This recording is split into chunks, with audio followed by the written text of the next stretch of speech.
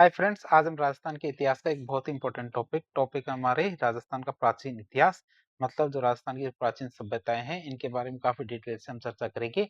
आप हमारे साथ बने रहिए ताकि आपको इसके बारे में जानकारी प्राप्त हो सके। तो शुरुआत करते हैं आज का टॉपिक हमारे राजस्थान की सभी प्राचीन सभ्यताएं। तो सबसे पहले हम देखेंगे पुरातत्व के जनक के बारे में, मतलब फादर ऑफ आर्कियोलॉजी की बात करें। तो इतिहास को जानने के लिए खुदाई और प्राचीन वस्तुओं के अध्ययन को पुरातत्व मतलब आर्कियोलॉजी कहते हैं। तो सबसे पहले देखें आर्कियोलॉजी या पुरातत्व किसे कहते हैं। तो इतिहास को जानने के लिए खुदाई और प्राचीन वस्तुओं के अध्ययन को हम क्या बोलते हैं, पुरातत्व या फिर आर्कियोलॉजी कहते हैं। बात करें भारत में पुरातत्व के जनक कौन है, तो अलेक्जेंडर कनिंघम। अलेक्जेंडर कनिंघम को हमारे क्या भारत में पुरातत्व का जनक कहा जाता है। उन्होंने 1861 में भारत भारतीय पुरातत्व सर्वेक्षण मतलब एएसआई की स्थापना की थी। किसकी? भारतीय पुरातत्व सर्वेक्षण या फिर एएसआई की स्थापना की थी किसने? हमारे अलेक्जेंडर कनिंघम ने 1861 में। बात करें राजस्थान की, तो राजस्थान में पुरातत्व का जनक हमारे एसी कार्लाइल एसीएल कार्लाइल को माना जाता है।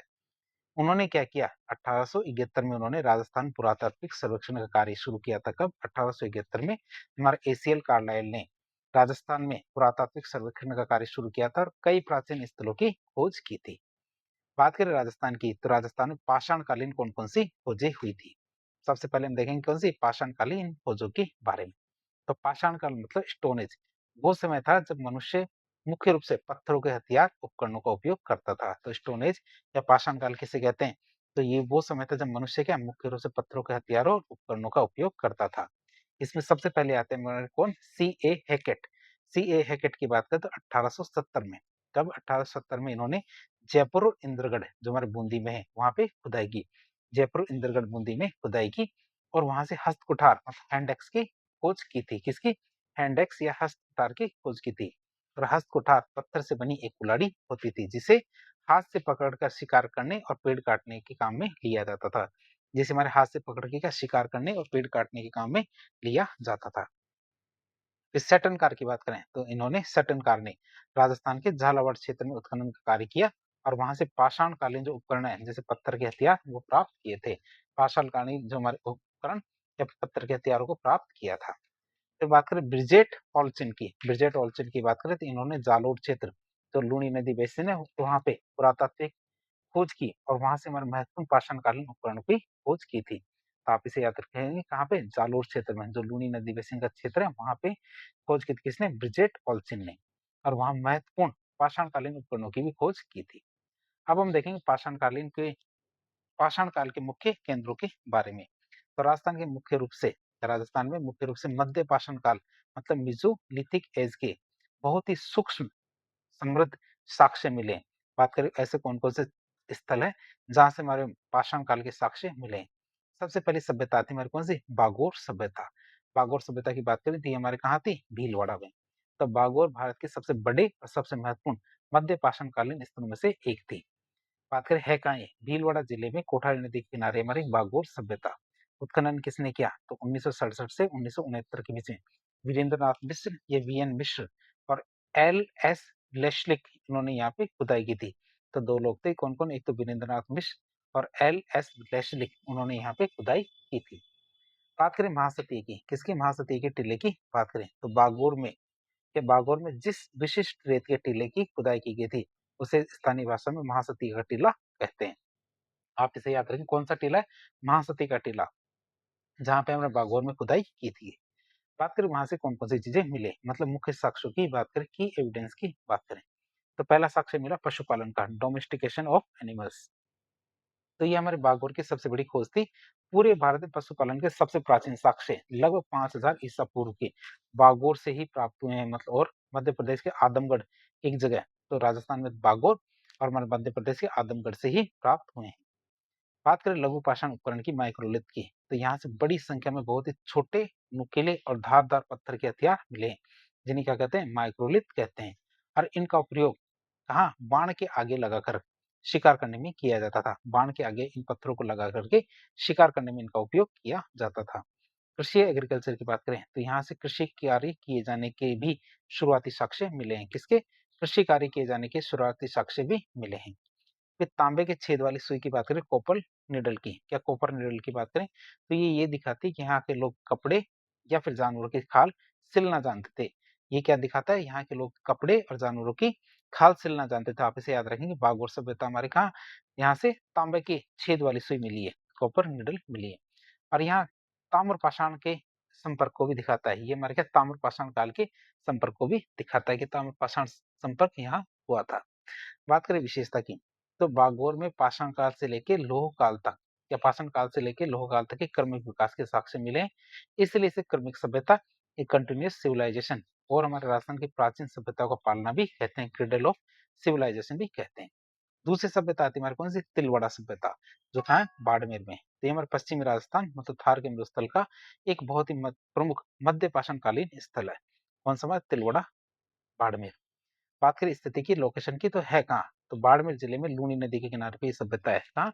बाड़मेर जिले में लूनी नदी के किनारे पे ये सभ्यता है। बात करें उत्खनन की, तो उत्खनन किसने किया? एक्सकवेटर कौन था? तो यहाँ भी उत्खनन का कार्य मुख्य रूप से वीरेंद्रनाथ मिश्र के द्वारा, किसके द्वारा? वीरेंद्रनाथ मिश्र के द्वारा 1967-68 में किया गया था। बात करें यहाँ से कौन कौन से साक्ष्य मिले की एविडेंस की बात करें, तो सबसे पहले पशुपालन के साक्ष्य की बात करें, तो बागोर की तरह ही तिलवाड़ा से भी पशुपालन के पुख्ता प्रमाण मिले हैं। कहाँ से? बागोर की तरह क्या? तिलवाड़ा से भी पशुपालन के पुख्ता प्रमाण मिले हैं। फिर लघु पाषाण उपकरण या माइक्रोलिथ की बात करें, तो यहाँ से भी भारी मात्रा में माइक्रोलिथ मतलब छोटे पत्थर के हथियार मिले हैं। फिर अग्निकुंड की बात करें, तो उत्खनन में राख, गोल आकार के अग्निकुंड मतलब चूल्हे के साक्ष्य मिले हैं। राख और गोल आकार के अग्निकुंड मतलब चूल्हे के साक्ष्य मिले हैं, जो ये बताते हैं कि मनुष्य आग का उपयोग और भोजन करना या भोजन पकाना सीख गया था। उस समय तक आते आते मनुष्य क्या भोजन पकाना सीख गया था।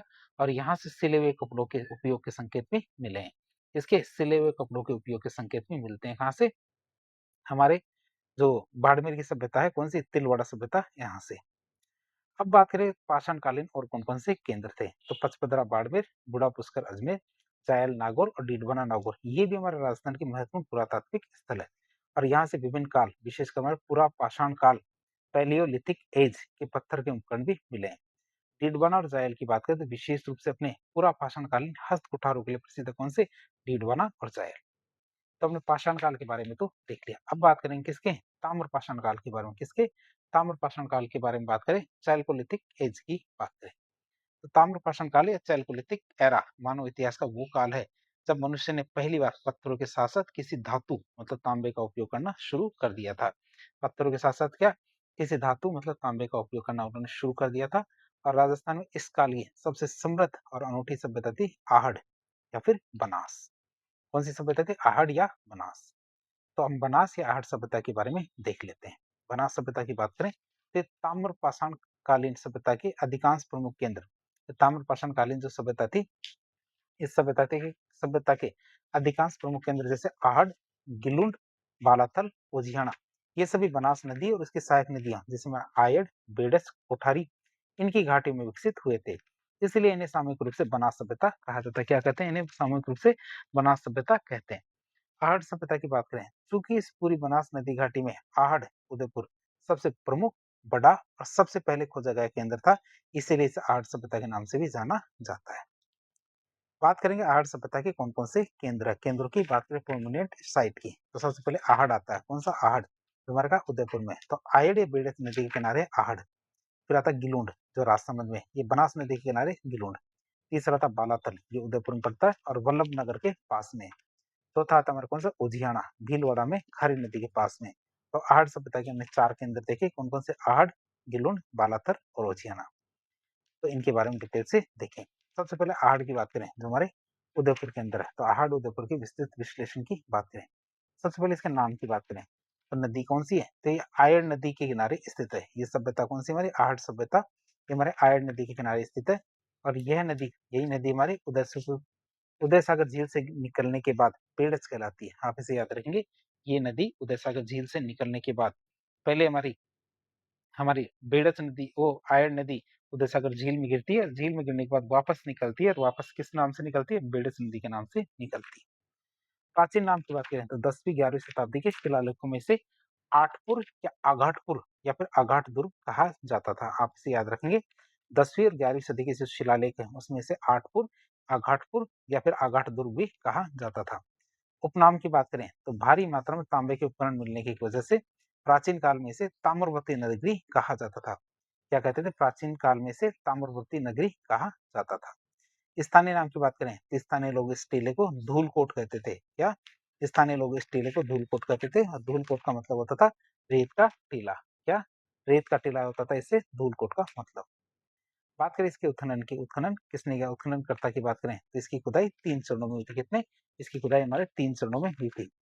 पहले चरण की बात करें तो 1953 में, तो सबसे पहले अक्षय कीर्ति व्यास ए.के. व्यास ने इसका उत्खनन करना शुरू किया था। 1956 की बात करें तो इसके बाद रतन चंद्र अग्रवाल के द्वारा यहाँ पे व्यापक खुदाई की गई थी और इन्हें ही इस सभ्यता का मुख्य खोजकर्ता माना जाता है। किसे? रतन चंद्र अग्रवाल को। तो रतन चंद्र अग्रवाल ने यहाँ पे व्यापक खुदाई की, इसी वजह से इन्हें यहाँ का मुख्य खोजकर्ता माना जाता है। फिर 1961-62 की बात करें तो पूना विश्वविद्यालय के प्रोफेसर थे एच.डी. साकलिया। उन्होंने यहाँ सबसे विस्तृत तौर पे हमारे वैज्ञानिक उत्खनन करने का कार्य किया था। किसने? एच.डी. साकलिया ने। अब हम देखेंगे उत्खनन से प्राप्त साक्ष्य और उनकी विशेषताओं के बारे में। कौन कौन से साक्ष्य प्राप्त हुए और उनकी क्या क्या विशेषताएं थी, उनकी बात करें तो प्राप्त हुए यहाँ पे तांबे की भट्टियां, कॉपर फर्नेस। तो यहाँ से तांबा गलाने की भट्टियां मिली है, जो ये सिद्ध करता है कि आहड़ के लोग केतड़ी मतलब सीकर आदि से तांबा मंगवा करके, केतड़ी जो सीकर में है वहां से तांबा मंगवा करके यहाँ लाकर उसे गलाते थे और हथियार मतलब कुल्हाड़ी अंगूठियां जैसी चीजें बनाते थे। इसीलिए इसे ताम्रवर्ती नगरी कहते हैं। आप इसे याद रखेंगे। आहड़ को क्या बोलते हैं? ताम्रवर्ती नगरी कहते हैं। फिर काले और लाल मृदभांड की बात करें, चित्र में आप काले और लाल मृदभांड को देख सकते हैं। ब्लैक एंड रेड वॉरेस की बात करें तो आहड़ की सबसे प्राचीन और सबसे विशेष मिट्टी के बर्तन है। आहड़ की सबसे बड़ी पहचान उसके जो विशेष मिट्टी के बर्तन है वो सबसे बड़ी पहचान है। और ये बर्तन क्या उल्टी तपाई विधि, इन्वर्टेड फायरिंग से पकाए जाते थे। क्या? उल्टी तपाई, इन्वर्टेड फायरिंग, इससे पकाए जाते थे, जिससे ये अंदर से काले और बाहर से लाल होते थे। अंदर से तो काले होते थे, बाहर से कैसे होते थे? लाल होते थे। और अनाज रखने के बड़े बर्तन मतलब गोदामों को स्थानीय भाषा में गोरे या कोट कहा जाता है। आप इसे याद रखेंगे। जो बड़े बड़े अनाज रखने के बर्तन होते थे या गोदाम होते थे, उन्हें स्थानीय भाषा में क्या कहते थे? गोरे या कोट कहते हैं। कई बार पूछ लिया जाता है। बात करें यहाँ से हमारे अंतर्राष्ट्रीय व्यापार के प्रमाण भी मिले हैं। क्या? अंतर्राष्ट्रीय व्यापार के प्रमाण भी यहाँ से मिले हैं, जैसे लाजवर्थ, जिसे लेपिस लेजुली कहते हैं। तो एक कीमती नीले रंग का पत्थर है। लेपिस लेजुली क्या है? हमारे एक कीमती नीले रंग का पत्थर है, जो केवल अफगानिस्तान के बदखशा क्षेत्र में मिलता है। क्या है? हमारे कहाँ पे? अफगानिस्तान के बदखशा क्षेत्र में मिलता है। और इसका यहाँ मिलना व्यापारिक संबंधों को दिखाता है कि ये राजस्थान के आड़ क्षेत्र के व्यापारी हमारे अफगानिस्तान तक व्यापार करने के लिए जाते थे। तो बिना हत्थे के जलपात्र की बात करें, वाटर पॉट विदाउट हैंडल, तो ऐसे विशेष बर्तन प्राचीन ईरान मतलब पर्शिया की सभ्यता जैसे बलूचिस्तान में बनते थे। और इनका आहड़ में मिलना ईरानी सभ्यता के साथ व्यापारिक संपर्क को दिखाता है। इसके ईरानी सभ्यता के साथ जो व्यापारिक संपर्क हुआ था उसको दिखाते हैं, जब बिना हत्थे वाला जलपात्र। फिर बात करें अपोलो का सिक्का। अपोलो के सिक्के की बात करें तो यहाँ से तांबे की मुद्रा या सिक्का मिली है। क्या? यहाँ से तांबे की मुद्रा मतलब सिक्का मिला है, जिसके एक तरफ त्रिशूल और दूसरी तरफ यूनानी देवता अपोलो का चित्र है, जिसके हाथ में तीर और पीछे तरकश है। तो यूनान के साथ संपर्क को दिखाता है। तो इसे हम क्या कर सकते हैं? अंतरराष्ट्रीय व्यापार है उसके प्रमाण है। 3 प्रमाण है। कौन कौन से? एक तो लेपिस लेजुली मतलब लाजवर्थ, एक बिना हत्थे का जलपात्र और तीसरा अपोलो का सिक्का। फिर शव विसर्जन की बात करें, किसकी? शव विसर्जन की बात करें तो यहाँ के लोग मुर्दों को कपड़ों और आभूषणों के साथ दफनाते थे। यहाँ के लोग क्या हमारे मुर्दों को कपड़ों और आभूषणों के साथ मतलब ऑर्नामेंट्स के साथ दफनाते थे। ये दिखाता है कि उनका पुनर्जन्म या फिर मृत्यु के बाद जीवन में विश्वास था। ये क्या दिखाता है? उनका है ना पुनर्जन्म और मृत्यु के बाद के जीवन में विश्वास था। शवों का सिर उत्तर और पैर दक्षिण की ओर रखे जाते थे। जो शव थे तो शवों का सर क्या हमारे उत्तर की तरफ और पैर दक्षिण की तरफ रखे जाते थे।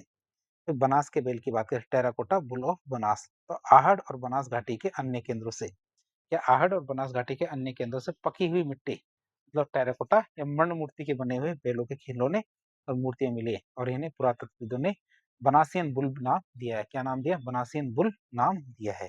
बनास का बैल, चित्र में आप बनास का बैल देख सकते हैं। फिर बात करें पारिवारिक और सामाजिक जीवन की, तो 6 चूल्हे मिले हैं।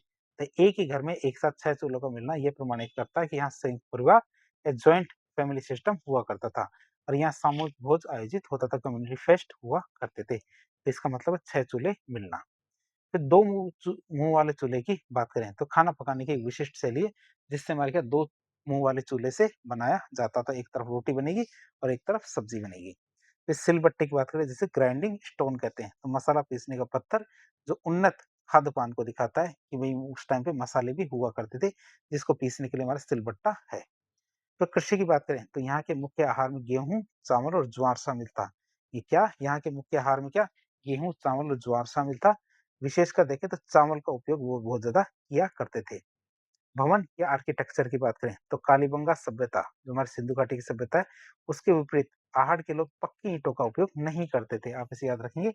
हमारे कालीबंगा सभ्यता में पक्की ईंटों का इस्तेमाल होता था, लेकिन आहड़ के लोग पक्की ईंटों का इस्तेमाल उपयोग नहीं करते थे।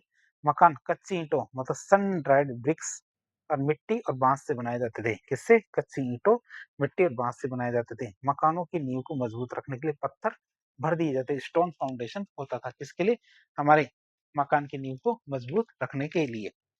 फिर बात करें मकान दीवारों की मिट्टी को मजबूती देने के लिए इसमें क्वार्ट्ज नामक चमकीले पत्थर के टुकड़े मिला देते थे।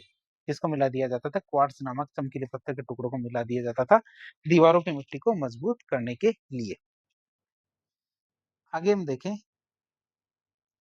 तो अगली सभ्यता आती है। ये तो हमने आहड़ सभ्यता देख ली। अब देखेंगे हम कौन सी? गिलूण सभ्यता। अगली सभ्यता का नाम है हमारे गिलूण सभ्यता की बात करें तो कहाँ मिली है? हमारे राजसमंद में। तो गिलुंड आहड़ सभ्यता का एक बहुत ही महत्वपूर्ण समृद्ध केंद्र था। गिलुंड हमारे क्या आहड़ सभ्यता का एक बहुत ही महत्वपूर्ण समृद्ध केंद्र था और ये आहड़ से थोड़ा सा अलग है। ये हमारे आहड़ सभ्यता थी इससे थोड़ा सा अलग है। विशेषकर देखें तो भवन निर्माण सामग्री के मामले में है कहाँ ये राजसमंद जिले में बनास नदी के तट पे स्थित है। कौन सी? गिलुंड सभ्यता कहाँ है? हमारे राजसमंद जिले में बनास नदी के तट पे। बात करें मोड़िया मगरी तो गिलुंड में एक विशिष्ट टीले या पहाड़ी का उत्खनन किया गया था जिसे स्थानीय भाषा में मोड़िया मगरी कहते हैं। बात करें उत्खनन करने की तो उत्खननकर्ता कौन थे? हमारे बीबी लाल मतलब ब्रजबंशी लाल या ब्रजबासी लाल थे हमारे कौन? इसके उत्खननकर्ता। इन्होंने 1957-58 में यहाँ पहली बार खुदाई की थी। बाद की बात करें तो 1998 से 2003 के बीच में पुणे के वी एस शिंदे और पेंसिल्वेनिया विश्वविद्यालय के जो अमेरिका के ग्रेगरी पोशल ने तो वी एस शिंदे ग्रेगरी पोशल ने संयुक्त रूप से यहाँ पे विस्तृत उत्खनन कार्य किया था। बात करें यहाँ से कौन-कौन से साक्ष्य मिले और उनकी क्या-क्या विशेषताएँ हैं, उनकी बात करें। तो यहाँ हमें मिली है पक्की ईंटें। क्या मिले? पक्की ईंटें मतलब बैक्ड ब्रिक्स। तो गिलोंड की सबसे बड़ी विशेषता है। पक्की ईंटें मिलना क्या गिलोंड की सबसे बड़ी विशेषता है। जहाँ हमारे आहड़ के लोग केवल कच्ची धूप में सुखाई गई ईंटों का उपयोग करते थे, वहीं गिलोंड के लोग ने मकान और इमारतें बनाने में पक्की ईंटें मतलब आग में पकाई गई ईंटों का इस्तेमाल किया था। फिर यहाँ पे हमारे पॉटरी मिली है। पॉटरी में कौन-सी? 5 प्रकार के पॉटरी। तो यहाँ से बहुत ही उन्नत और विविध प्रकार की तो यहाँ से बहुत ही उन्नत और विविध प्रकार के मिट्टी के बर्तन मिले हैं, जैसे काले, लाल, पीले, पॉलिश वाले और भूरे ग्रे रंग के पत्थर और इन पे ज्यामितीय डिजाइन भी बनी हुई है। चित्र भी आप देख सकते हो सारे के सारे। कौन-कौन से? ये तो काले मृतबांड है, ये लाल वाले हैं, ये पीले हैं, ये पॉलिशदार है और ये हमारे धूसर ग्रे। तो आप इसे देख सकते हैं 500 प्रकार के मृतबांड जो हमने यहाँ से प्राप्त किए हैं। अब हम देखेंगे हाथी दाँत की चूड़ियाँ, आइवरी बेंगल्स की बात करें, तो ये दिखाता है कि यहाँ के लोगों का जीवन स्तर बहुत ऊँचा था। क्यों? तो हाथी दाँत की चूड़ियाँ पहना करते थे, साथ ही साथ आभूषणों के शौकीन भी थे। तो पत्थर की गोलियों की बात करें, स्टोन बॉल्स की, तो इनका उपयोग संभवतः क्या शिकार करने मतलब गोल्फ फन, स्लिंग इनमें डाल करके, तो इनका उपयोग क्या शिकार करने के लिए या खेल के लिए किया जाता था। किसकी? पत्थर की गोलियाँ, स्टोन बॉल्स का उपयोग। और यहाँ से मिट्टी के खिलौने भी मिलते हैं। क्या मिलते हैं? मिट्टी के खिलौने भी देखने को मिलते हैं। तीसरी सभ्यता आती है हमारे कौन सी? बालाथल सभ्यता, जो कहाँ की है? उदयपुर की। बालाथल की बात करें तो बालाथल एक ऐसा केंद्र था जहाँ ताम्रपाषाण काल के साथ-साथ लौह काल के भी जहाँ हमारे क्या ताम्रपाषाण काल के साथ-साथ क्या लौह काल के भी बहुत ही स्पष्ट और महत्वपूर्ण साक्ष्य मिले हैं। स्थिति की बात करें तो उदयपुर जिले की वल्लभनगर तहसील में क्या उदयपुर जिले की वल्लभनगर तहसील में बेड़त नदी बेसिन में स्थित है कौन सी? बालाथल सभ्यता। उत्खनन किसने किया? वीरेंद्रनाथ मिश्र ने। किसने किया? वीरेंद्रनाथ मिश्र ने। तो वीरेंद्रनाथ मिश्र के नेतृत्व में डेक्कन कॉलेज पुणे और राजस्थान विद्यापीठ के द्वारा 1993 में यहाँ पे खुदाई हुई थी। कहाँ पे? बालाथल में। आप इसे याद रखेंगे। और बालाथल कहाँ पे? हमारे उदयपुर में। बात करें बालाथल से कौन-कौन से साक्ष्य मिले हैं और उसकी विशेषताएं क्या-क्या है। एक मिला हमें 11 कमरों वाला विशाल भवन। एक विशाल भवन मिला जिसमें कितने कमरे हैं? 11 कमरे हैं। तो यहाँ से बहुत बड़ा किलेनुमा मतलब फोर्टिफाइड भवन मिल रहा है। जिसमें हमारे 11 कमरे हैं और ये किसी दुर्ग या बड़े प्रशासनिक या फिर सामुदायिक भवन जैसा प्रतीत होता है। तो यहाँ से हमें क्या बहुत ही बड़ा किलेनुमा भवन मिला जिसमें हमारे 11 कमरे हैं और ये किसी दुर्ग मतलब किले या फिर बड़े प्रशासनिक या सामुदायिक भवन जैसा लगता है। यहाँ से हमें क्या हाथ से बुना हुआ कपड़ा वोवन क्लॉथ मिला है, जो पूरे राजस्थान में कपड़े का सबसे प्राचीन साक्ष्य बालाथल से ही मिला है। और ध्यान रखना और बैराट से भी मिला है। तो बालाथल और बैराट 2 जगह है जहाँ से हमारे हाथ से बुना हुआ कपड़ा का साक्ष्य मिला है। तो भारत के कुछ गिने-चुने स्थान हैं जहाँ से ऐसी चीज़ें मिली है। फिर बात करें कुष्ठ रोग का साक्ष्य। कुष्ठ रोग के साक्ष्य की बात करें तो भारत में कुष्ठ रोग का सबसे पुराना प्रमाण लगभग 4000 वर्ष पुराना कंकाल बालाथल से ही प्राप्त हुआ, जिससे पता चलता है कि कुष्ठ रोग पहले भी हुआ करता था। फिर लोहे की भट्टी की बात करें आयरन फर्नेस की, तो बालातल के ऊपरी स्तरों में क्या बालातल के ऊपरी स्तरों से लोहा गलाने की 5 भट्टियां मिली है, जो ये दिखाती है कि यह सभ्यता ताम्रपाषाण काल से विकसित होकर सीधे हमारे लोह काल तक पहुंच गई थी। और यहाँ से लोहे के औजार और नलकूप के साक्ष्य भी मिले हैं। किसके? लोहे के औजार और नलकूप के साक्ष्य भी मिले हैं। फिर हड़प्पा से संपर्क की बात करें तो बालातल के बर्तनों और तांबे के औजारों की बनावट या बालातल के बर्तनों और तांबे के औजारों की बनावट मिश्र धातु से पता चलता है, मतलब बनावट से पता चलता है कि इनका हड़प्पा सभ्यता के साथ सीधा व्यापारिक संबंध था। और ये किससे पता चलता है? हमारे बर्तनों से और तांबे के औजारों से। मतलब ये सिंधु घाटी सभ्यता से भी संपर्क रखते थे। चौथी सभ्यता आती है हमारी कौन सी? ओजियाना सभ्यता, जो कहाँ की है? हमारे भीलवाड़ा की। तो ओजियाना सभ्यता आर्य सभ्यता का एक अनूठा केंद्र था। क्यों? क्योंकि इनकी भौगोलिक स्थिति अन्य केंद्रों से बिल्कुल अलग थी। उजियाना की जो कहाँ है? भीलवाड़ा में। है कहाँ ये? भीलवाड़ा नदी में खारी नदी के किनारे स्थित हमारी कौन सी? उजियाना सभ्यता। बात करें इस सभ्यता की विशेषता की, तो आहट संस्कृति के अधिकांश केंद्र हमारे नदी घाटियों या मैदानी इलाकों में।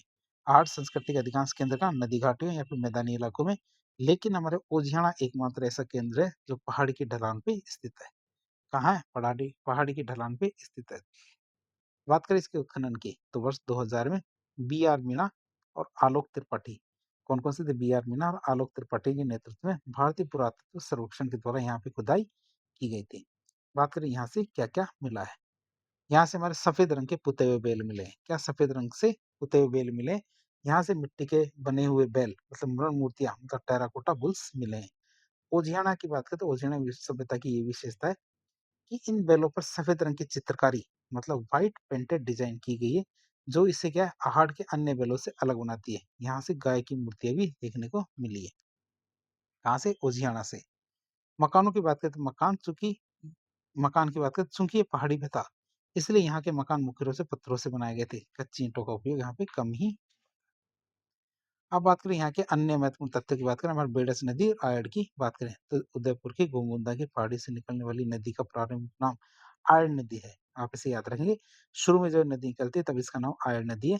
और आहड़ सभ्यता इसी आयड नदी के किनारे विकसित हुई है। जब ये आयड नदी हमारे उदय सागर झील जिसका निर्माण हमारे महाराणा उदय सिंह ने करवाया था वहां पे आके गिरती है और वहां से वापस निकलती है तो इसका नाम बदल जाता है, बदल के बेडस नदी हो जाता है।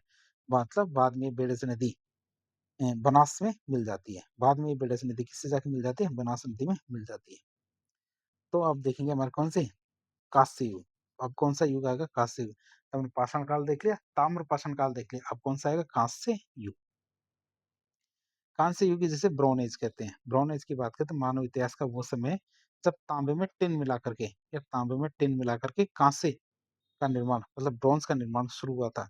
और पहली बार नगरीय सभ्यता मतलब अर्बन सिविलाइजेशन का विकास हुआ था। भारत के इसका सबसे बड़ा उदाहरण सिंधु घाटी सभ्यता मतलब IVC इंडस वैली सिविलाइजेशन है।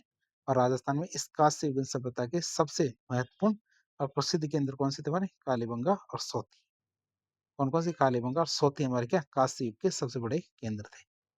इसीलिए हम दोनों के बारे में देख लेते हैं। पहली सभ्यता थी हमारी कौन सी? कालीबंगा सभ्यता, जो कहाँ थी? हनुमानगढ़ में। कालीबंगा क्या है? न केवल राजस्थान की बल्कि पूरे भारत की सबसे महत्वपूर्ण पुरातात्विक साइटों में से एक है। बात करें सभ्यता की तो ये सिंधु घाटी सभ्यता का एक बहुत ही महान महानगर है। बहुत ही प्रमुख महानगर कौन से? कालीबंगा सभ्यता। बात करें इसके नामकरण की, स्थिति की और प्रारंभिक जानकारी की। सबसे पहले इसका अर्थ की बात करें तो कालीबंगा सिंधी या पंजाबी भाषा का शब्द है। क्या हमारे सिंधी या पंजाबी भाषा का शब्द है कालीबंगा, जिसका मतलब होता है काले रंग की चूड़ियां, ब्लैक बेंगल्स। क्यों? क्योंकि उत्खनन के दौरान यहाँ बड़ी मात्रा में टूटी हुई काली चूड़ियां मिली है। क्या मिली है? हमारे बड़ी मात्रा में टूटी हुई काली चूड़ियां मिली है। स्थिति की बात करें तो हनुमानगढ़ जिले में स्थित सरस्वती या दृष्टद्युति नदी, जिसे वर्तमान में घग्गर नदी कहते हैं, इस नदी के तट पे ये सभ्यता विकसित हुई थी। कहाँ? हनुमानगढ़ जिले में। बात करें प्रारंभिक खोज की, तो प्रारंभिक खोज हमारे एलपी टेस्टिटोरी ने की थी। तो कालीबंगा टीले की सबसे पहली जानकारी इटली के विद्वान एलपी टेस्टिटोरी ने दी थी, और उन्होंने बीकानेर महाराजों को ये बताया था कि यहाँ कोई प्राचीन सभ्यता दबी हो सकती है। सर ऑरेल स्टाइन ने भी घग्गर नदी का घाटी का सर्वेक्षण किया था। किसने? ऑरेल स्टाइन ने भी हमारे घग्गर घाटी का सर्वेक्षण किया था। बात करें खोज की, तो खोज कब हुई? 1952 में। 1952 में क्या होता है? भारतीय पुरातत्व सर्वेक्षण के महानिदेशक थे अमलानंद घोष। तो उन्होंने 1952 में आधिकारिक रूप से इसकी खोज की थी। इसने 1952 में अमलानंद घोष ने 1952 में इसकी आधिकारिक खोज की थी। उत्खनन की बात करें तो 1961 से 1969 तक इसका उत्खनन किया गया। इसका वृहद स्तर पर वैज्ञानिक उत्खनन बीबी लाल मतलब ब्रजवासी लाल, बीके थापर मतलब बालकृष्ण थापर और एमडी खरे के द्वारा किया गया था। किसके द्वारा? एमडी खरे के द्वारा किया गया था।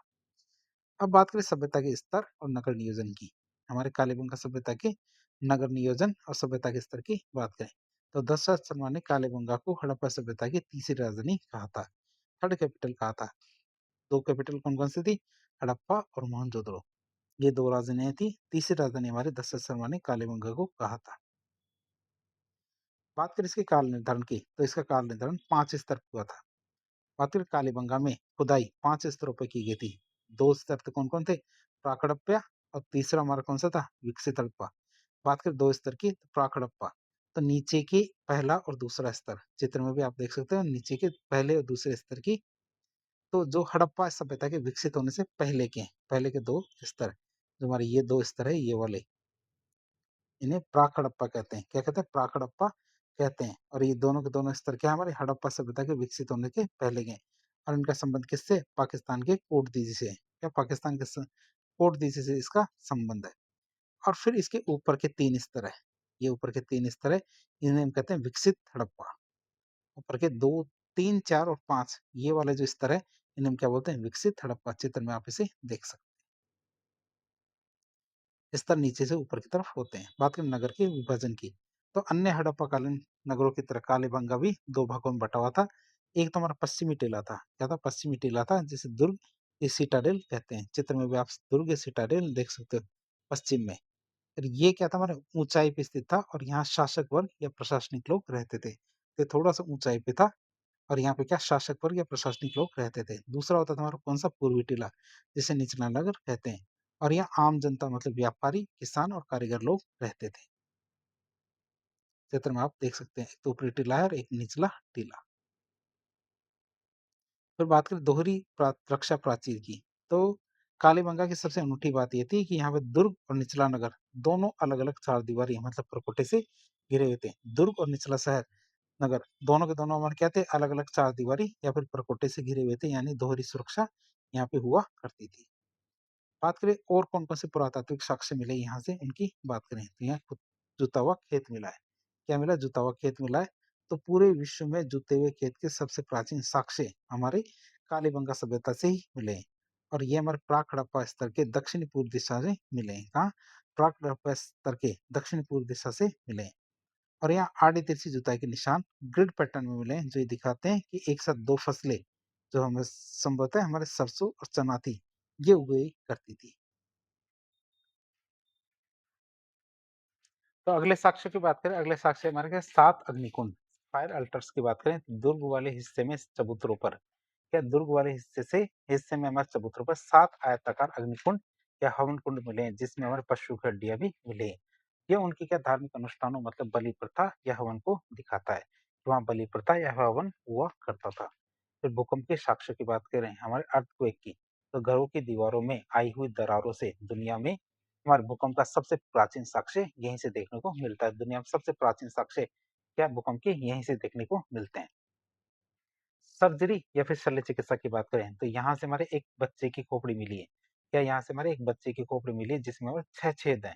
तो बच्चे की खोपड़ी में कितने? 6 छेद या 6 होल्स है। ये संभवतः हमारा हाइड्रोसिफेलिस मस्तिष्क शोध एक बीमारी है, उसके इलाज में की गई शल्य चिकित्सा मतलब इसका सबसे पुराना परिणाम देखने को मिलता है। तो बच्चे की खोपड़ी मिली जिसमें हमारे 6 छेद है, तो हमारे ये संभवतः ऐसा है कि मस्तिष्क शोध, जिसे हाइड्रोसेफेलिस रोग कहते हैं, तो इस बीमारी के इलाज के लिए की गई जो शल्य चिकित्सा है, इसका सबसे पुराना प्रमाण देखने को मिलता है। फिर कच्ची और अलंकृत ईंटों की बात करें, तो कालीबंगा के घर मुख्य रूप से कच्ची ईंटों के बने थे, इसलिए इन्हें दीनहीन या गरीबों की बस्ती कहा गया। फर्श बनाने के लिए फर्श बनाने के लिए अलंकृत या सजावटी ईंटों का प्रयोग पूरे हड़प्पा सभ्यता में केवल कालीबंगा में ही हुआ है। कहाँ पे? कालीबंगा में ही हमारे फर्श बनाने के लिए अलंकृत या सजावटी ईंटों का प्रयोग किया गया है। फिर जल निकासी और लकड़ी की नालियों की बात करें, तो कालीबंगा में मोहनजोदड़ो जैसी पक्की नालियों का अभाव था। क्या मोहनजोदड़ो जैसी हमारे पक्की नालियों का अभाव था, जहाँ लोग खोखले पेड़ों के तनों से बनी खोखले पेड़ के तनों से बनी लकड़ी की नाली का उपयोग करते थे, जो केवल यहीं पे मिली है। खोखले तनों पेड़ के तनों से बनी हमारी लकड़ी की नाली का उपयोग किया करते थे। फिर युग्मित समाधान या कपल ब्यूरल की बात करें, तो यहाँ से एक कब्र में स्त्री और पुरुष को एक साथ दफनाने के साक्ष्य भी मिले हैं। स्त्री और पुरुष को हमारे एक साथ दफनाने के सबूत मिले हैं। बेलनाकार मोहरों की बात करें, सिलेंड्रिकल सील और मेसोपोटामिया से उसके संबंध की बात करें, तो यहाँ से मेसोपोटामिया मतलब आधुनिक इराक और दजला फरात नदियों के किनारे, जो हमारे आधुनिक इराक है, जो हमारे प्राचीन नदियां थी कौन सी? दजला और फरात, इन नदियों के किनारे हमारे इराक शहर बसा हुआ है। वहां जैसी हमारी बेलनाकार मोहरें मिली है, जो क्या बताती है? जो हमें विदेशी व्यापार का सबूत देती है। मेसोपोटामिया के सारगोन अभिलेख में मेसोपोटामिया के सारगोन अभिलेख में सिंधु घाटी को मीलुहा कहा गया। आप इसे याद रखेंगे। इस अभिलेख में हमारे क्या सिंधु घाटी को मीलुहा कहा गया है, जिसे हमारे नाविकों का देश कहा जाता है। क्यों? क्योंकि यहाँ पे मोर पक्षी पाए जाते हैं। ये क्यों? क्योंकि यहाँ पे मोर पाए जाते हैं, मतलब हाजा पक्षी पाए जाते हैं। आप इसे याद रखें। बात करें संग्रहालय की, तो 1985 में भारत सरकार ने इन पुरा अवशेषों को सुरक्षित रखने के लिए हनुमानगढ़ में कालीबंगा संग्रहालय या म्यूजियम की स्थापना की थी। फिर आती है हमारे पास सौती सभ्यता। सौती सभ्यता है? सौती सिविलाइजेशन की बात करें, जो बीकानेर की है, तो सौती सभ्यता का इतिहास हड़प्पा सभ्यता की जड़ों को समझने के लिए बहुत ही महत्वपूर्ण है। तो सौती सभ्यता का इतिहास क्या है? हड़प्पा सभ्यता की जड़ों को समझने के लिए बहुत ही महत्वपूर्ण है। स्थिति की बात करें, तो बीकानेर जिले में स्थित है। कहाँ है ये? बीकानेर जिले में स्थित है। और बीकानेर के आसपास के पुरातात्विक क्षेत्र को सौती सभ्यता कहा जाता है। बीकानेर के आसपास के जो पुरातात्विक क्षेत्र है, इनको सौती सभ्यता कहा जाता है। फिर बात करें कालीबंगन प्रथम। अमलानंद घोष ने जब सौती सभ्यता का अध्ययन किया, अमलानंद घोष ने क्या किया? जब सौती सभ्यता का अध्ययन किया, तो उन्होंने पाया कि यहाँ के बर्तन मतलब मृदमान और संस्कृति बिल्कुल वैसी है जैसे हमारे कालीबंगा के निचले स्तर मतलब प्राक हड़प्पा में देखने को मिली थी। इसलिए सौती सभ्यता को कालीबंगा प्रथम भी कहा गया है। फिर बात करें हमारे हड़प्पा का उद्गम स्थल। हड़प्पा के उद्गम स्थल की बात करें, तो अमलानंद घोष का मानना था कि हड़प्पा सभ्यता बाहर से नहीं आई, बल्कि राजस्थान के इसी सौते संस्कृति के लोगों ने धीरे धीरे विकास करके विकसित हड़प्पा सभ्यता का निर्माण किया था। तो हमारी सौती संस्कृति थी, ये पहले आई थी, इसी सभ्यता ने धीरे धीरे विकास करके हड़प्पा सभ्यता का निर्माण किया था। ये किसका मानना था? अमलानंद घोष का। बात करें सोते सभ्यता के अन्य केंद्रों की, तो बीकानेर जिले में सावणिया और पुगल गांव इसे सोते संस्कृति के प्रमुख पुरातात्विक केंद्र थे। आप इसे याद रखेंगे। बात करें सिंधु घाटी सभ्यता के नामकरण की, इतिहास की, तो सिंधु घाटी सभ्यता की बात करें, चूंकि इस सभ्यता के शुरुआती सभी बड़े केंद्र मतलब मोहनजोदड़ो, चनुदड़ो, आमरी, ये मुख्य हमारे सिंधु नदी के किनारे मिले थे, इसलिए जॉन मार्शल ने इसे सिंधु घाटी सभ्यता नाम दिया था। हड़प्पा सभ्यता की बात करें, तो जब पता चला कि सभ्यता सिंधु नदी से बहुत दूर मतलब गुजरात, राजस्थान, यूपी तक फैली हुई है, तो पुरातत्व के नियम के अनुसार सबसे पहले खोजे गए स्थल मतलब हड़प्पा मतलब जो 1921 में खोजा गया था, इसी के आधार पर इसका नाम हड़प्पा सभ्यता रखा गया। और सिंधु सरस्वती सभ्यता की बात करें, तो वर्तमान शोधों के अनुसार देखें तो इस सभ्यता के 80% से अधिक केंद्र सिंधु नदी और लुप्त हो चुकी सरस्वती नदी मतलब घग्गर अकरा बेसिन के बीच में स्थित है। इसलिए हमारे आधुनिक इतिहासकार इसे सिंधु सरस्वती सभ्यता कहना अधिक उचित मानते हैं। किसको? सिंधु सरस्वती सभ्यता कहना ज्यादा सही मानते हैं। अब देखेंगे हम अगली सभ्यता आती है हमारी कौन सी? लोह एज मतलब आयरन एज की बात करें। इस युग के अंदर जो जो सभ्यताएं थी उसके बारे में देखें। तो भारतीय इतिहास में लौह युग का सीधा संबंध मतलब आयरन एज का सीधा संबंध हमारे वैदिक सभ्यता या वैदिक सिविलाइजेशन की और आर्य के विस्तार से था। जब मनुष्य ने तांबे और कांसे के बाद लोहे की खोज की, तो हमारे कृषि उपकरणों और हथियारों में एक बहुत ही बड़ी क्रांति आ जाती है, जिससे बड़े बड़े साम्राज्य मतलब जनपदों का निर्माण होना संभव हो जाता है, जिससे कि हमारे बड़े बड़े जनपदों और साम्राज्य का निर्माण होना संभव हो जाता है। राजस्थान की बात करें तो राजस्थान में इस लोह युगीन या वैदिक सभ्यता का पहचान कि इस लोह युगीन या फिर वैदिक सभ्यता की पहचान हमारे चित्रित धूसर मृदवान पेंटेड ग्रे वेयर संस्कृति से की जाती है और इस काल के लोग भूरे रंग के मिट्टी के बर्तन बनाते थे। इस काल के लोग के हमारे भूरे रंग के मिट्टी के बर्तन बनाते थे जिन पर काले रंग से चित्रकारी की जाती थी। ये थे हमारे आयरन एज के। बात करें यहाँ की सभ्यता की तो यहाँ पे मिला सबसे पहले स्थल अनूपगढ़। अनूपगढ़ की बात करें तो ये वैदिक सभ्यता और चित्रित दूसर मृतभान संस्कृति का एक बहुत ही महत्वपूर्ण केंद्र है कहाँ ये हमारे अनूपगढ़। ऐतिहासिक रूप से ये श्री गंगानगर जिले का हिस्सा था। भौगोलिक स्थिति की बात करें तो ये स्थल हमारे घग्गर नदी प्राचीन वैदिक नदी जो संस्कृति सरस्वती है इसके किनारे स्थित है। अनूपगढ़ की बात करें तो ये स्थल हमारे घग्गर नदी मतलब प्राचीन वैदिक नदी जो सरस्वती है इसके किनारे स्थित है। वैदिक काल में सरस्वती नदी को नदीतमा मतलब नदियों में सर्वश्रेष्ठ कहा गया है। नदियों को में सर्वश्रेष्ठ किसे कहा गया है मतलब सरस्वती को जिसे हम नदीतमा कहते हैं। आर्य का मुख्य निवास इसी नदी घाटी के आसपास था। क्या आर्य का निवास कहाँ था इसी नदी के घाटी के आसपास। उत्खनन के सबूत की बात करें उत्खनन के साक्ष्य की तो यहाँ से लोहे के उपकरण स्लेटी रंग के चित्रित मिट्टी के बर्तन और खेती और पशुपालन के सबूत मिले जो ये प्रमाणित करते हैं कि यहाँ की वैदिक काल के लोग निवास करते थे। तो ये क्या साबित करते हैं यहाँ पे हमारे वैदिक काल के लोग निवास करते थे। अगला स्थल आता है हमारा कौन सा है तरखान वाला डेरा। अगला स्थल कौन सा आता है हमारे तरखान वाला डेरा की बात करें तो ये हमारे पुरातात्विक स्थल भी हमारे आर्यों की बस्तियों और लौह युग के विस्तार को दिखाता है। स्थिति की बात करें लोकेशन की तो ये स्थल भी हमारे राजस्थान के श्री गंगानगर जिले मतलब गग्गर नदी बेसिन में स्थित है। तरखान वाला डेरा भी कहाँ में और गग्गर नगर जिले में स्थित है गग्गर नदी के पास। बात करें पुरातात्विक महत्व की तो इसका पुरातात्विक महत्व क्या है तो इस स्थल का सर्वेक्षण सबसे पहले प्रसिद्ध पुरातत्वविद अमलानंद घोष ने किया था। किसने अमलानंद घोष ने इसका सर्वेक्षण किया था। उत्खनन के साक्ष्य की बात करें तो खुदाई में मिट्टी के बर्तनों के ऐसे स्तर या लेयर्स मिले जो ये सिद्ध करते हैं कि सिंधु घाटी सभ्यता मतलब हड़प्पा के पतन के बाद सिंधु घाटी सभ्यता के पतन के बाद जब वैदिक काल के लोग यहाँ आए तो उन्होंने इस क्षेत्र में अपनी बस्तियां बसाई और यहाँ से मुख्य रूप से चित्रित धूसर मृतमान प्राप्त हुए।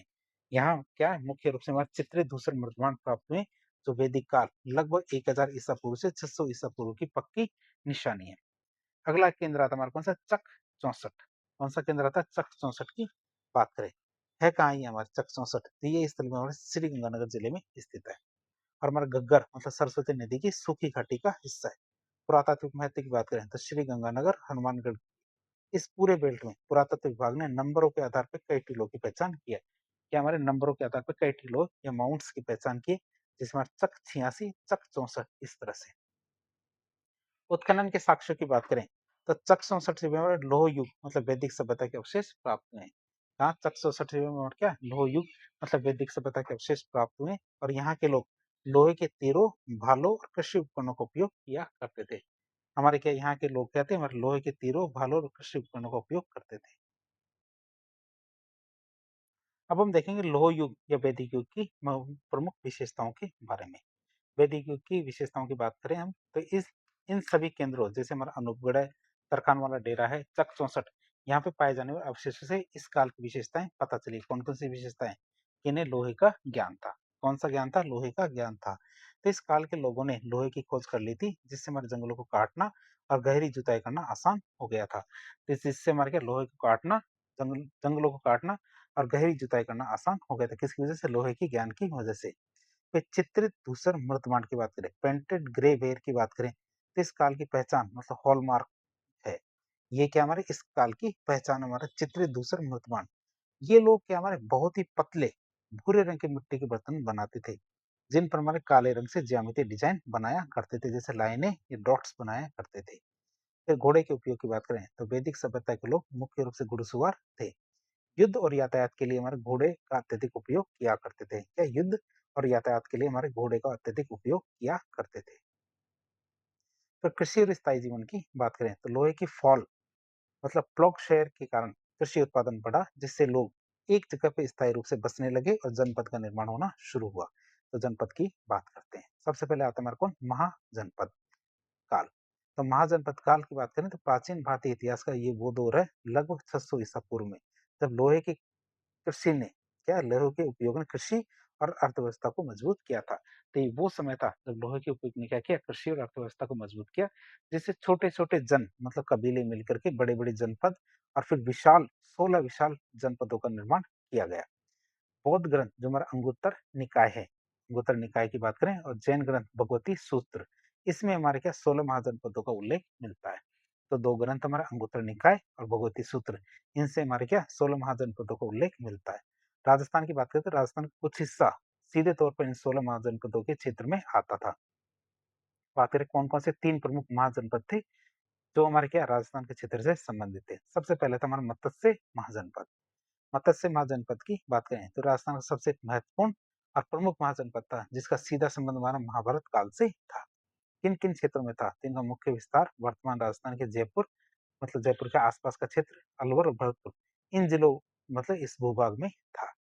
राजधानी की बात करें तो इसकी राजधानी हमारी विराटनगर थी, जिसे वर्तमान में बैराट कहा जाता है, वही विराटनगर हुआ करती थी।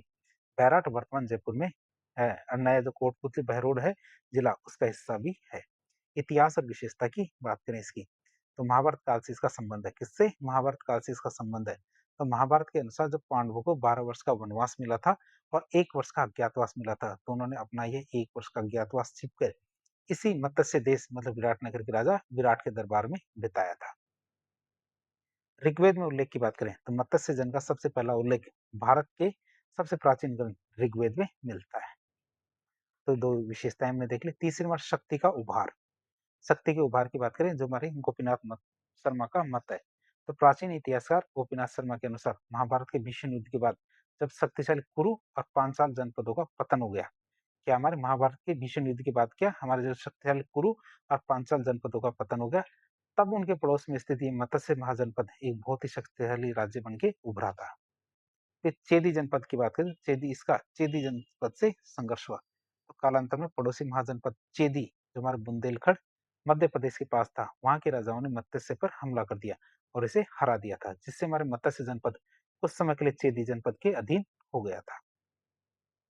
फिर लास्ट में मगध साम्राज्य में इसके विलय की बात करें, तो धीरे धीरे जब भारत में मगध साम्राज्य, मतलब बिहार क्षेत्र सबसे ज्यादा शक्तिशाली बनकर उभरा था, तो अन्य जनपदों की तरह मत्स्य महाजनपद भी हमारे अंततः मगध में शामिल हो गया था, मगध साम्राज्य में मिला दिया गया था। बाद में मौर्य प्रशासन का हिस्सा बना, जिसका प्रमाण बैराट से मिले हुए अशोक के अभिलेख है, उनसे में ये पता चलता है। दूसरा जनपद हमारा कौन सा, हमारे शूरसेन महाजनपद। शूरसेन महाजनपद की बात करें तो ये महाजनपद अपनी धार्मिक और सांस्कृतिक विरासत, विशेषकर हमारे यदुवंश के लिए बहुत ज्यादा प्रसिद्ध था। कौन सा? शूरसेन महाजनपद। विस्तार क्षेत्र की बात करें तो यद्यपि इसका मुख्य केंद्र हमारे उत्तर प्रदेश का मथुरा क्षेत्र था, लेकिन इसकी सीमाएं राजस्थान तक भी फैली हुई थी। वर्तमान में हमारे राजस्थान के पूर्वी जिले जैसे अलवर का कुछ भाग है, भरतपुर, धौलपुर, करौली, इनका क्षेत्र हमारे शूरसेन महाजनपद में शामिल था। राजस्थान के भरतपुर धौलपुर क्षेत्र को आज भी इसी वजह से ब्रज क्षेत्र या शूरसेन प्रदेश कहते हैं। कौन से? भरतपुर धौलपुर क्षेत्र को। बात करें राजधानी की, तो उन्होंने अपनी राजधानी मथुरा को बनाया था। यूनानी लेखकों ने देखें तो शूरसेन को सूरसेनोई और मथुरा को मेथुरा लिखा है। जो हमारे यूनानी लेखक थे, उन्होंने सूरसेन को सूरसेनोई और मथुरा को मेथुरा कहा है। धार्मिक महत्व की बात करें तो प्राचीन काल में यहाँ यादव या यदुवंश का शासन था और भगवान श्री कृष्ण का संबंध इसी शूरसेन महाजनपद, मतलब मथुरा और यदुवंश से था। बाद में ये महाजनपद भी मगध साम्राज्य का हिस्सा बन जाता है। ये महाजनपद भी क्या हमारे मगध साम्राज्य का हिस्सा बन जाता है। अगला महाजनपद आता है हमारे कौन सा? कुरु महाजनपद। कौन सा? कुरु महाजनपद की बात करें तो ये महाजनपद अपनी राजनीतिक शक्ति और महाभारत के मुख्य घटनाक्रम के जाना जाता है। बात करें इसके विस्तार क्षेत्र की, तो इसका मुख्य विस्तार हमारे वर्तमान दिल्ली, हरियाणा, मतलब कुरुक्षेत्र और मेरठ के आसपास था। राजस्थान की बात करें तो हमारे अलवर जिले का केवल उत्तरी भाग ही हमारे कुरु महाजनपद की सीमाओं के अंतर्गत आता था। क्या अलवर जिले का केवल उत्तरी भाग, कहाँ? अलवर जिले का केवल उत्तरी भाग ही हमारे कुरु महाजनपद की सीमाओं के अंतर्गत आता था। राजधानी की बात करें तो इसकी राजधानी हमारे इंद्रप्रस्थ थी। कौन सी थी? इंद्रप्रस्थ की राजधानी थी, जो वर्तमान दिल्ली के आसपास का क्षेत्र। बात करें इसके इतिहास और विशेषता की, तो महाभारत काव्य की या महाभारत महाकाव्य के दो पक्ष, एक तुम्हारा कौरव है, एक हमारे क्या पांडव है, इसी कुरु महाजनपद के राजवंश से संबंधित है। कुरुक्षेत्र का जो भयानक युद्ध है, कुरु जनपद की सत्ता और उत्तराधिकार के लिए लड़ा गया था। कुरु जनपद की सत्ता और उत्तराधिकार के लिए हमारे कुरुक्षेत्र का भयानक युद्ध हुआ था। ये तो हमारे तीन महाजनपद थे। अब देखेंगे हम जनपद के बारे में। तो महाजनपद काल के दौरान और उसके बाद विशेषकर जब हमारे उत्तर पश्चिम भारत पर सिकंदर का आक्रमण हुआ था, तब कई शूरवीर जनजातियां जो ट्राइब्स है, ये हमारे पंजाब और अन्य क्षेत्रों से पलायन करके सुरक्षित स्थान की तलाश करती हुई कहाँ गई थी, राजस्थान में आ गई थी। और इन जनजातियों ने यहाँ अपना अपना निवास स्थान बनाया और यही क्षेत्र हमारे जनपद कहलाए। बात करें राजस्थान के इन 6 प्रमुख जनपदों और उनके ऐतिहासिक साक्ष्यों की बात करें, तो पहला जनपद आता है हमारा कौन सा, सीवी जनपद। तो सीवी क्या है, एक अत्यंत पराक्रमी जाति थी। सीवी क्या थी हमारी, एक अत्यंत पराक्रमी जाति थी। और ये जनपद हमारे राजस्थान के इतिहास में पुरातात्विक दृष्टि से सबसे महत्वपूर्ण जनपद है, सीवी जनपद। है कहाँ ये, वर्तमान उदयपुर चित्तौड़गढ़ का क्षेत्र हमारा सीवी जनपद कहलाता है। राजधानी की बात करें तो माध्यमिका इसकी राजधानी थी, जिसे वर्तमान में नगरी कहा जाता है। और ये हमारे कहाँ पे, चित्तौड़गढ़ जिले में। उत्खनन की बात करें तो नगरी जो माध्यमिका है, राजस्थान का पहला उत्खनन स्थल है, फर्स्ट एवेक्सुएटेड साइट है। तो माध्यमिका या नगरी क्या है, जो राजस्थान का पहला उत्खनन स्थल है, और इसकी खोज कार्लाइल ने की थी। और खुदाई किसने की थी, डी आर भंडारकर, के बी सौंदर राजन ने की थी। तो खुदाई हमारे डी आर भंडारकर और के बी सौंदर राजन ने की थी। और खोज किसने की थी, कार्लाइल ने की थी। आप इसे याद रखेंगे। बात करें इसकी जानकारी के स्रोत की, तो इस प्राचीन नगर का उल्लेख संस्कृत के 3 महान ग्रंथों से मिलता है। क्या हमारे इस प्राचीन नगर के हमारे संस्कृत के 3 महान ग्रंथों से मिलता है। एक तो महाभारत, एक अष्टाध्यायी जो पाणिनि के द्वारा लिखी गई थी, ये हमारे संस्कृत व्याकरण का मूल ग्रंथ है। महाभाष्य की बात करें तो पतंजलि द्वारा रचित है। और अष्टाध्यायी का सरल रूप या टीका है। क्या अष्टाध्यायी का सरल रूप या टीका हमारी कौन सी, महाभाष्य। आप इसे याद रखेंगे। धर्म की बात करें तो शुरुआत में ये एक बौद्ध केंद्र था। या शुरुआत में क्या था, ये एक बौद्ध केंद्र था, लेकिन बाद में यहाँ जैन धर्म का भी प्रभाव काफी ज्यादा रहा है। आप इसे याद रखेंगे।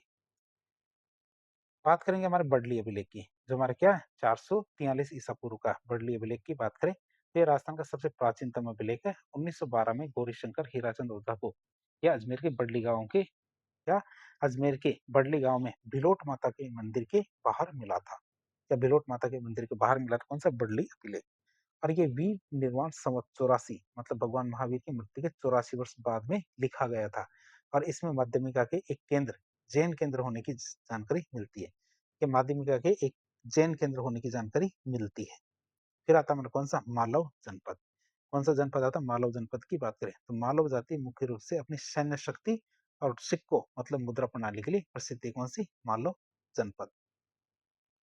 थी कहाँ ये, इसकी बात करें तो ये हमारे वर्तमान टोंक और जयपुर क्षेत्र में थी। वर्तमान टोंक और जयपुर क्षेत्र में थी। राजधानी की बात करें तो नगर जो वर्तमान में टोंक जिले में है, ये हमारे मालव जनपद का की राजधानी थी। खेड़ा सभ्यता की बात करें तो मालव जनपद की सभ्यता को ही खेड़ा सभ्यता कहते हैं। ये मालव जनपद की जो सभ्यता है, इसी सभ्यता को हम क्या बोलते हैं, खेड़ा सभ्यता कहते हैं। आप इसे याद रखेंगे। इस सिक्के और प्राचीन भारत के टाटा नगर की बात करें तो पूरे राजस्थान में सबसे ज्यादा प्राचीन सिक्के, या पूरे राजस्थान में सबसे ज्यादा प्राचीन सिक्के इसी मालव जनपद में मिले हैं। और टोंक जिले के रेड नामक स्थान से, मतलब टोंक जिले के रेड नामक स्थान जो उत्खनन करता कौन थे, केदारनाथपुरी। तो उस स्थान से लोहे के उपकरण और सिक्कों का इतना बड़ा भंडार मिला है। क्या सिक्कों का इतना बड़ा भंडार मिला है कि इसे प्राचीन भारत का टाटा नगर भी कहा जाता है। बात करें आधुनिक भारत का टाटा नगर हमारा जमशेदपुर है, जहाँ जमशेदजी टाटा ने सबसे पहली लोहे की फैक्ट्री लगाई थी। जमशेदजी टाटा ने क्या पहली बड़ी लोहे की फैक्ट्री लगाई थी, कहाँ, जमशेदपुर। इसीलिए हमारे क्या प्राचीन भारत का टाटा नगर किसे कहते हैं, हमारे रेड को, टोंक जिले के।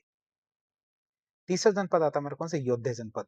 तो योद्धे का अर्थ होता है योद्धा मतलब वॉरियर। ये हमारे उत्तरी राजस्थान की रक्षक जाति थी, कौन सी, योद्धे जनपद की जो योद्धे जाति थी, ये हमारे क्या राजस्थान की एक रक्षक जाति थी, वॉरियर जाति।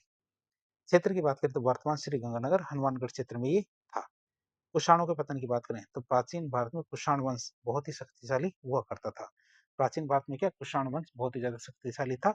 और योद्धे जनपद की सबसे बड़ी ऐतिहासिक उपलब्धि ये थी कि इन्होंने अपनी शक्ति से कुषाणों के आक्रमण को राजस्थान और उत्तर भारत में आगे बढ़ने से रोक दिया था।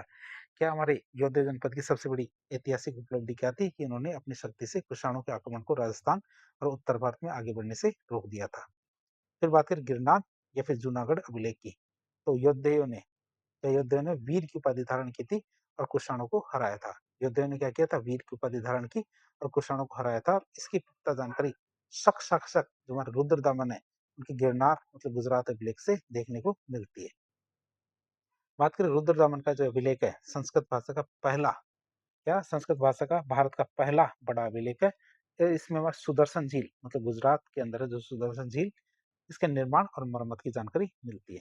बात करें जानकारी की तो क्या जानकारी मिलती है, ये जानकारी में पहली जानकारी है चंद्रगुप्त मौर्य के गवर्नर पुष्यमित्र गुप्त ने इस झील का निर्माण करवाया था। अशोक के गवर्नर तुषास्प ने इसकी मरम्मत करवाई थी और रुद्रदमन ने बिना टैक्स लिए अपने गवर्नर सुविशाख से मरम्मत करवाई थी और गुप्त शासक स्कंदगुप्त के गवर्नर चक्रपालित ने इसकी मरम्मत करवाई थी। तो ये हमारे क्या जो रुद्र दमन का अभिलेख है इससे हमारी ये जानकारी मिलती है। चौथा जनपद आता है हमारा कौन सा अर्जुनायन जनपद। कौन सा जनपद अर्जुनायन जनपद की बात करें क्षेत्र की तो ये वर्तमान सीकर मुख्यतः देखें तो नीम का थाना क्षेत्र अलिया और अलवर क्षेत्र इस क्षेत्र में है ये अर्जुनायन जनपद। नामकरण की बात करें तो ऐसा माना जाता है कि ये महाभारत के नायक अर्जुन के वंशज थे। क्या माना जाता है, ऐसा माना जाता है कि महाभारत के नायक अर्जुन के वंशज थे अर्जुनायन जनपद के लोग। ना तोरावटी की बात करें तो अर्जुन के वंशजों ने या अर्जुन के वंशजों में आगे चल के तंवर वंश की स्थापना हुई और इसी तंवर वंश के निवास की वजह से सीकर और आसपास के क्षेत्र का नाम तंवरवाटी पड़ा था जिसे आज तोरावाटी भी कहते हैं। अगला जनपद आता है हमारा कौन सा शाल्व जनपद। शाल्व जनपद की बात करें तो ये वर्तमान में हमारा अलवर क्षेत्र था। शाल्व जनपद का क्षेत्र अलवर में था वर्तमान की। राजधानी की बात करें तो महाभारत के अनुसार इसकी राजधानी मृतिकावती थी। क्या थी, मृतिकावती इसकी राजधानी थी। संघर्ष की बात करें तो इनका अपने पड़ोसी जो हमारे मत्स्य महाजनपद इनके साथ हमेशा सीमा विवाद चलता रहता था। किसका, शाल्व जनपद का। अगला जनपद आता है हमारा कौन सा राजन्य जनपद। राजन्य जनपद की बात करें तो वर्तमान भरतपुर जिले का क्षेत्र है ये और ये पूर्वी राजस्थान का एक छोटा जिला है। क्या, पूर्वी राजस्थान का एक छोटा लेकिन बहुत ही महत्वपूर्ण जनपद था। कौन सा, राजन्य जनपद, जो वर्तमान भरतपुर क्षेत्र में था। सिंधु घाटी सभ्यता को भारत की पहली नगरीय क्रांति कहा जाता था, जबकि हमारे महाजनपद और जनपद काल जब लोहे के उपयोग से नगरों का दोबारा से विकास हुआ, इसी वजह से इसे दूसरी नगरीय क्रांति माना जाता है। तो जनपदों के बाद आता है हमारा कौन सा, मौर्य काल। मौर्य काल की बात करें, मौर्यन पीरियड की, तो प्राचीन राजस्थान के इतिहास में मौर्य काल या मौर्य पीरियड बहुत ही महत्वपूर्ण स्थान है। इसका क्या, हमारे अत्यंत महत्वपूर्ण स्थान है। मौर्य साम्राज्य विशेषकर हमारे सम्राट अशोक का प्रभाव राजस्थान के कई क्षेत्रों में स्पष्ट रूप से देखने को मिलता है, जिसमें आते हैं हमारे कौन से, बैराट, जिसे विराट नगर कहते हैं, जयपुर के अंदर। ये मौर्य और बौद्ध संस्कृति का केंद्र है। बैराट की बात करें वर्तमान कोटपुतली बहरोड जिले में पूर्व में, जयपुर के पूर्व में है।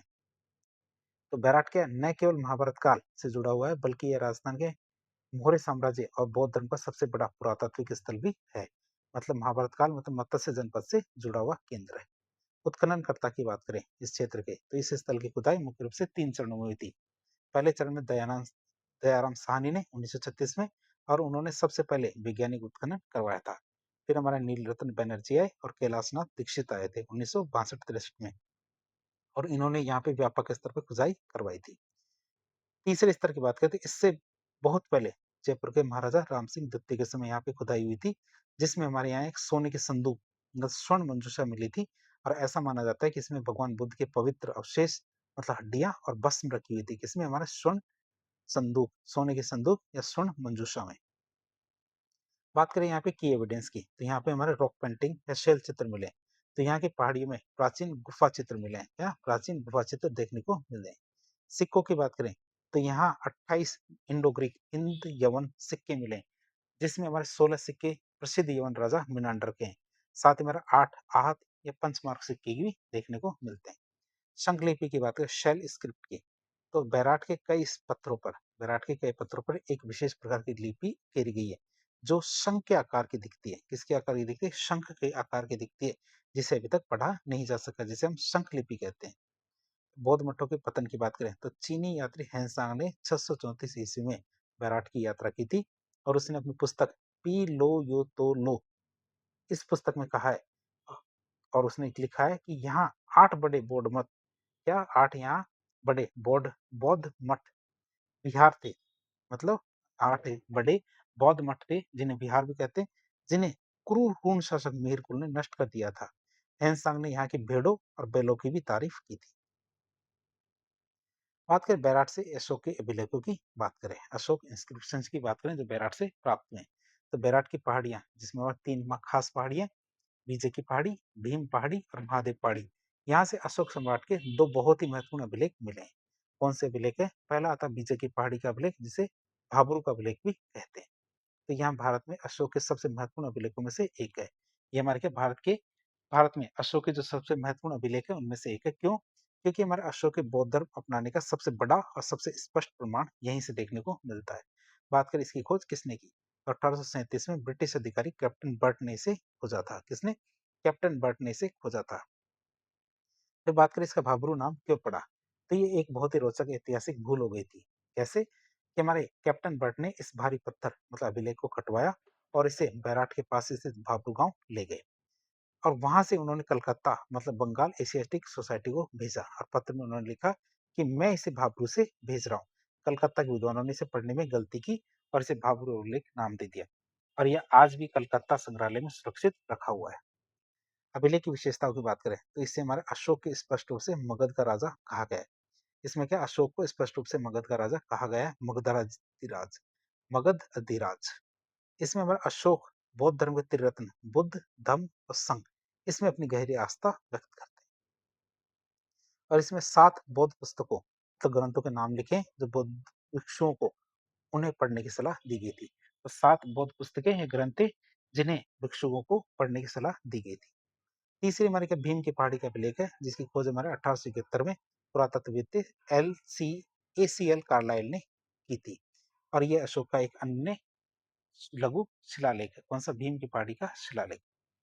फिर बात करें मौर्य के पतन के बाद के शिलालेख की बात करें, पोस्ट मौर्यन इंस्क्रिप्शन की बात करें तो सम्राट मौर्य ईसा पूर्व की बात करें तो इसकी कई सौ साल बाद मतलब 8वीं शताब्दी ईसा पूर्व में ही राजस्थान के दक्षिणी और हाड़ौती क्षेत्र में मौर्य वंश के शासकों का ही राज हुआ करता था।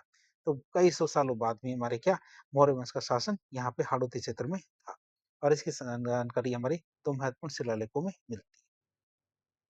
तो कौन से दो शिलालेख है जो ये बताते हैं हाड़ौती क्षेत्र में हमारे मौर्य फिर भी राज करते थे। जैसे मानसरोवर का अभिलेख 713 ईस्वी का है, कहाँ है? चित्तौड़गढ़ में, मानसरोवर झील के पास में। जानकारी की बात करें तो इस अभिलेख से 4 मौर्य मतलब मौर्य राजाओं के नाम मिलते हैं जैसे महेश्वर, भीम, भोज और मान मौर्य। और इसी मान मौर्य से बप्पा राव ने 734 ईस्वी में चित्तौड़गढ़ दुर्ग छीना था और इस अभिलेख को कर्नल जेम्स टोड इंग्लैंड ले जा रहे थे लेकिन भारी होने की वजह से इसे समुद्र में फेंकना पड़ा। कौन सा? मानसरोवर अभिलेख। बात करें कर्णसवासी वाले अभिलेख की, कर्णसवासी वाले अभिलेख की बात करें जो 738 ईस्वी का है कहाँ ये? कर्णसवा गांव कोटा जिले में। जानकारी की बात करें तो इस अभिलेख में मौर्य राजा धवल का उल्लेख मिलता है। इसका मौर्य राजा धवल का उल्लेख मिलता है किसमें? हमारे कर्णसवासी वाले जो हमारे कोटा जिले में। बात करें इस अभिलेख की तो यह अभिलेख इसलिए महत्वपूर्ण है क्यों? क्योंकि 738 ईस्वी के बाद राजस्थान के इतिहास में किसी भी मौर्य राजा का उल्लेख नहीं मिलता है, इसलिए इसे राजस्थान में मौर्य की अंतिम जानकारी मानी जाती है, इसको कर्णसवा शिवालय अभिलेख को। फिर बात आती है हमारे कौन से मौर्योत्तर काल की। मौर्योत्तर काल की बात करें तो मौर्य साम्राज्य के पतन के बाद गुप्त साम्राज्य के उदय होने से पहले लगभग 200 से 300 ईसा पूर्व को मौर्योत्तर काल कहा जाता है और इस काल में विदेशी आक्रमणकारी जो इंडो ग्रीक, शक, कुषाण इनका भारत में प्रवेश होता है। बात करें दक्षिण भारत में इसी समय पे हमारे संगम साहित्य लिखा जा रहा था, इसलिए दक्षिण भारत में इस समय को संगम काल कहा गया था। बात करें इस समय में हमारे जो विदेशी आक्रमण हुए थे इंडो ग्रीक आक्रमण उनकी बात करें तो मिनांडर, तो ये हमारे प्रसिद्ध इंडो ग्रीक हिंद यवन राजा था और इसे शिवी जनपद की राजधानी माध्यमिका मतलब नगरी या चित्तौड़गढ़ पर आक्रमण किया था।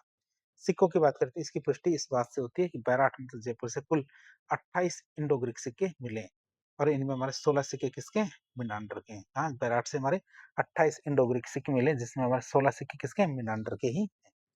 बात करें मौर्योत्तर काल के प्रमुख केंद्रों की, ये कौन कौन से केंद्र है? पहला आता हमारा नौ भरतपुर का। नौ भरतपुर की बात करें तो यह है कहाँ? भरतपुर जिले में रूपारेल नदी के पास में। उत्खनन किसने किया? रतन चंद्र अग्रवाल ने। मिला क्या क्या है? साक्ष्य की बात करें तो यहाँ हमारे यक्ष की मूर्ति मिली है जिसे जाख बाबा भी कहते हैं। तो ये यहाँ की सबसे बड़ी खोज है। ये शुंगकालीन मूर्ति है जिसे स्थानीय लोग जाख बाबा कहते हैं और यक्ष की मूर्तियां प्राचीन काल में ग्राम देवता के रूप में पूजी जाती थी। कुषाण शासकों के सिक्कों की बात करें, इसके कुषाण शासकों के सिक्कों की बात करें तो यहाँ से वासुदेव और हुविष्क नामक कुषाण राजाओं के सिक्के मिले हैं। इसके वासुदेव और हुविष्क नामक कुषाण राजाओं के सिक्के मिले हैं। तो लोह की भट्टी की बात करें तो यहाँ से लोहा गलाने की भट्टियां भी मिली है जो हमारे लोह युग में या लोह युग से मौर्योत्तर काल तक की निरंतरता को दिखाते हैं कि लोह युग से हमारे मौर्य काल तक का जो विस्तार हुआ था उसके बारे में बताती है भट्टियां। इसके बाद दूसरा हमारे अब क्षेत्र आता कौन सा? रंगमहल, जो कहाँ? हनुमानगढ़ में।